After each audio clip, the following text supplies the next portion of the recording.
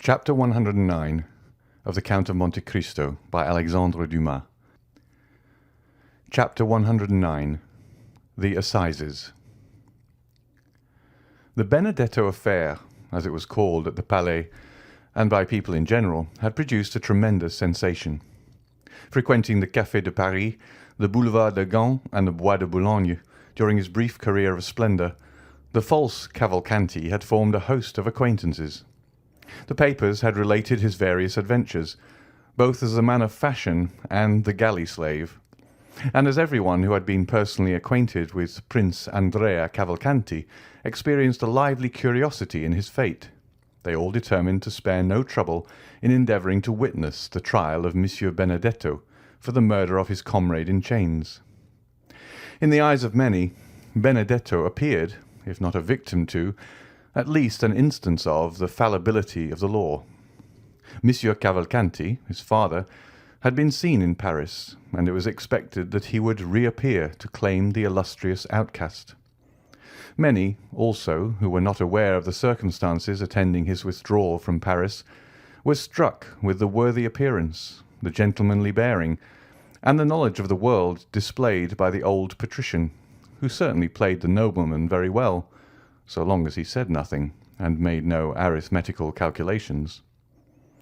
As for the accused himself, many remembered him as being so amiable, so handsome, and so liberal, that they chose to think him the victim of some conspiracy, since in this world large fortunes frequently excite the malevolence and jealousy of some unknown enemy.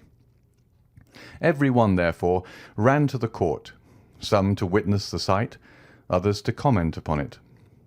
From 7 o'clock in the morning, a crowd was stationed at the iron gates, and an hour before the trial commenced, the hall was full of the privileged. Before the entrance of the magistrates, and indeed frequently afterwards, a court of justice, on days when some special trial is to take place, resembles a drawing-room where many persons recognise each other and converse, if they can do so, without losing their seats, or if they are separated by too great a number of lawyers, communicate by signs. It was one of the magnificent autumn days which made amends for a short summer. The clouds which Monsieur de Villefort had perceived at sunrise had all disappeared as if by magic, and one of the softest and most brilliant days of September shone forth in all its splendour. Beauchamp, one of the kings of the press, and therefore claiming the right of a throne everywhere, was eyeing everybody through his monocle. He perceived Château Renaud and Debray, who had just gained the good graces of a sergeant-at-arms, and who had persuaded the latter to let them stand before instead of behind him, as they ought to have done. The worthy sergeant had recognised the minister's secretary and the millionaire, and by the way of paying extra attention to his noble neighbours, promised to keep their places while they paid a visit to Beauchamp. "Well," said Beauchamp, "we shall see our friend." "Yes, indeed," replied Debray. "That worthy prince. Deuce take those Italian princes. A man, too, who could boast of Dante for a genealogist, and could reckon back to the Divine Comedy." "A nobility of the rope," said Château Renaud phlegmatically. "He will be condemned, will he not?" asked Debray of Beauchamp. "My dear fellow, I think we should ask you that question. You know such news much better than we do. Did you see the President at the Minister's last night?" "Yes." "What did he say?" "Something which will surprise you." "Oh, make haste and tell me, then. It is a long time since that has happened." "Well, he told me that Benedetto, who is considered a serpent of subtlety and a giant of cunning, is really but a very commonplace, silly rascal, and altogether unworthy of the experiments that will be made on his phrenological organs after his death." "Bah!" said Beauchamp. "He played the prince very well." "Yes, for you who detest those unhappy princes, Beauchamp, and are always delighted to find fault with them, but not for me, who discover a gentleman by instinct, and who scent out an aristocratic family like a very bloodhound of heraldry." "Then you have never believed in the principality?" "Yes, in the principality, but not in the prince." "Not so bad," said Beauchamp. "Still, I assure you he passed very well with many people. I saw him at the minister's house." "Ah, yes," said Chateau Renaud. "The idea of thinking ministers understand anything about princes." "There is something in what you have just said," said Beauchamp, laughing.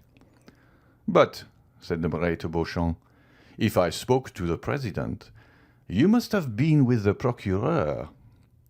"It was an impossibility. For the last week Monsieur de Villefort has secluded himself. It is natural enough. This strange chain of domestic afflictions, followed by the no less strange death of his daughter." "Strange? What do you mean, Beauchamp?" "Oh, yes. Do you pretend that all this has been unobserved at the minister's?" said Beauchamp, placing his eyeglass in his eye, where he tried to make it remain. "My dear sir," said Chateau Renaud, "allow me to tell you that you do not understand that manoeuvre with the eyeglass half so well as Debray. Give him a lesson, Debray." "Stay," said Beauchamp. "Surely I am not deceived." "What is it?" "It is she." "Whom do you mean?" "They said she had left." "Mademoiselle Eugénie?" said Chateau Renaud. "Has she returned?" "No." "But her mother?" "Madame Danglars?" "Nonsense! Impossible!"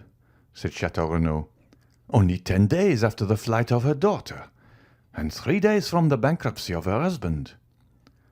Debray coloured slightly, and followed with his eyes the direction of Beauchamp's glance. "Come," he said, "it is only a veiled lady, some foreign princess, perhaps the mother of Cavalcanti.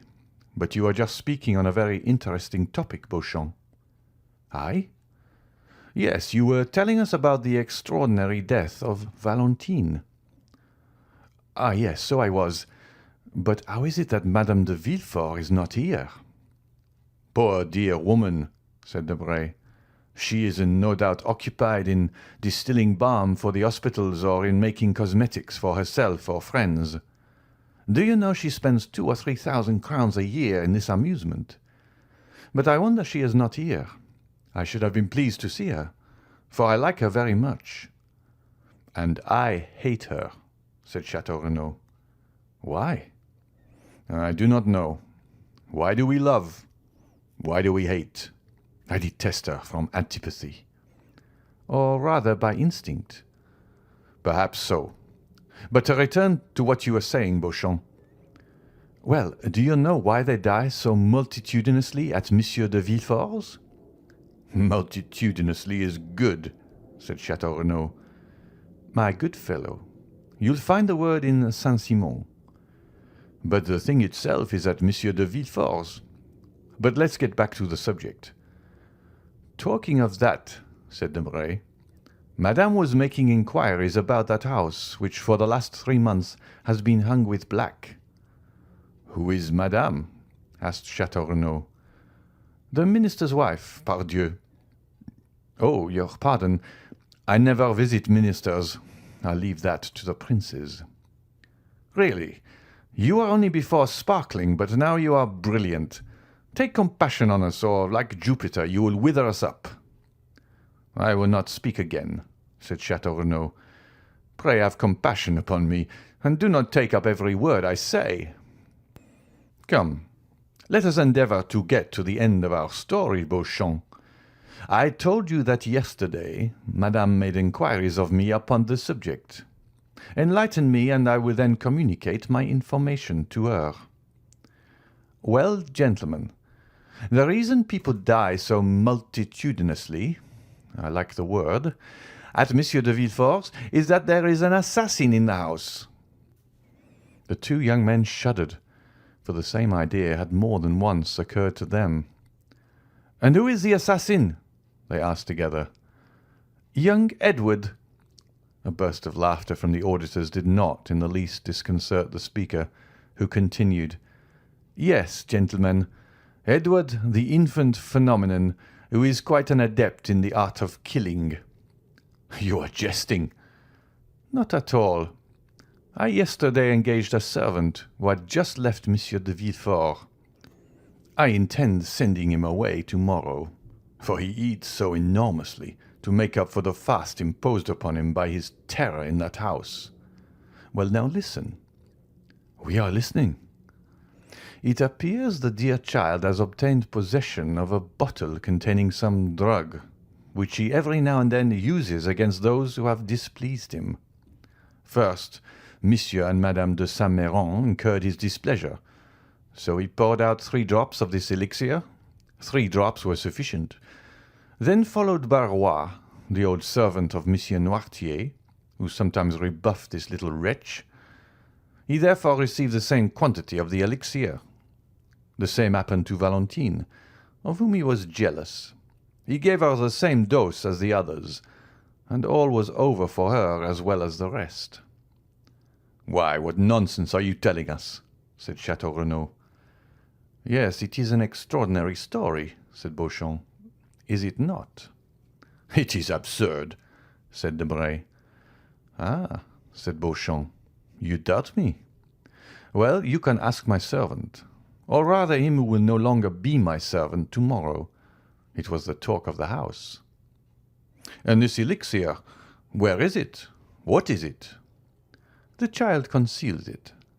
"But where did he find it?" "In his mother's laboratory." "Does his mother, then, keep poisons in her laboratory?" "How can I tell? You are questioning me like a king's attorney. I only repeat what I have been told. And like my informant, I can do no more. The poor devil would eat nothing, from fear." "It is incredible." "No, my dear fellow, it is not at all incredible. You saw the child pass through the Rue Richelieu last year, who amused himself with killing his brothers and sisters by sticking pins in their ears while they slept. The generation who follow us are very precocious." "Come, Beauchamp," said Chateau Renaud, "I will bet anything you do not believe a word of all you have been telling us."